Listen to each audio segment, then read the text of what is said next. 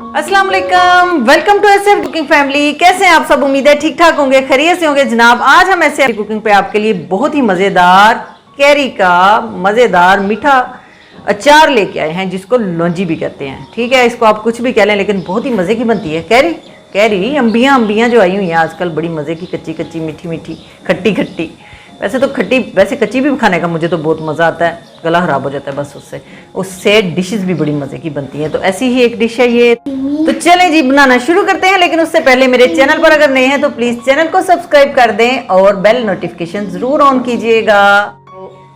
चले शुरू करते हैं। मैंने कलौंजी का लिया है, हाफ टेबल स्पून सौंफ है, चौथाई चम्मच जो है वो है राई दाना, और हाफ टेबल स्पून, एक चौथाई चम्मच ही बल्कि अजवाइन है। अजवाइन आपको पसंद हो तो डालें। आधा चम्मच इसमें मेथी दाना है, और एक चम्मच ज़ीरे का है, और नमक है, काला नमक है। एक चम्मच जो है वो सुरख मिर्च का है, एक चम्मच है पिसा हुआ धनिया, और एक चम्मच है गरम मसाला। ठीक है, नमक जो अपनी मर्ज़ी के मुताबिक आप डाल लें। 1 किलो मैंने कैरियाँ ली थी, उनको इस तरह से काट लिया है, और आधा किलो गुड़ है, और 3 से 4 टेबल स्पून इसमें जाएगा सिरका। ठीक है, कैरियाँ आपने ज़रा हार्ड वाली लेनी है, और उनको थोड़ा मोटा मोटा काटना, बहुत बारीक नहीं काटना। ये जो अचारी मसाले हैं ना, इनको हमने 2 चम्मच सिर्फ यहाँ पे मैंने ऑयल लिया है, और उसको हल्का सा गर्म करने के बाद उसमें मैंने डाल दिया है अचार वाले जो मसाले थे, या साबुत मसाले आप कह लें, जिसमें कलौंजी थी, ज़ीरा और ये वो सारा कुछ। उसको हल्का सा सोते करने के बाद चंद सेकंड ही इसमें मैंने ये डाल दिया है जो कैरी थी, और उसको हमने 2-3 मिनट भूनने के बाद उसमें 1 गिलास पानी का शामिल कर दिया है, और इसमें पिसे हुए मसाले भी शामिल कर दिए हैं। ठीक है, वीडियो में ज़रा फास्ट कर देती हूँ ताकि आपका टाइम बच जाए और आपको रेसिपी की भी समझ आ जाए।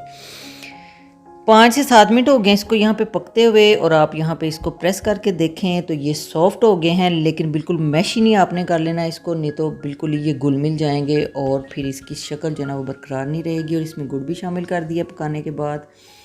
गुड़ डाल के हमने इसको 5 से 7 मिनट पकाना है, जब तक ये थिक सी इसकी जो कंसिस्टेंसी है वो ना हो जाए, और ये जो अंदर आम हैं वो ट्रांसपेरेंट ना हो जाएं। ठीक है, ये देखें अब ट्रांसपेरेंट हो गए हैं, और ये ठंडा होकर मज़ीद गाढ़ा हो जाएगा। ये देखें, ठंडा होने के बाद इस तरह से ये गाढ़ा हो जाएगा, और जो अंदर मैंगो के पीसीज हैं वो ट्रांसपेरेंट हो जाने चाहिए। इतना हमने इसको पकाना है।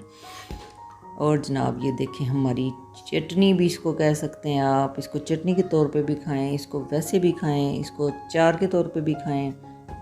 बहुत ही मज़ेदार डिश है। कैसी लगी आपको आम की लौंजी? कमेंट्स में हमें ज़रूर बताइएगा, और फिर मिलेंगे किसी नई रेसिपी के साथ। तब तक के लिए स्टे पॉजिटिव, स्टे हेल्दी। अल्लाह हाफिज़।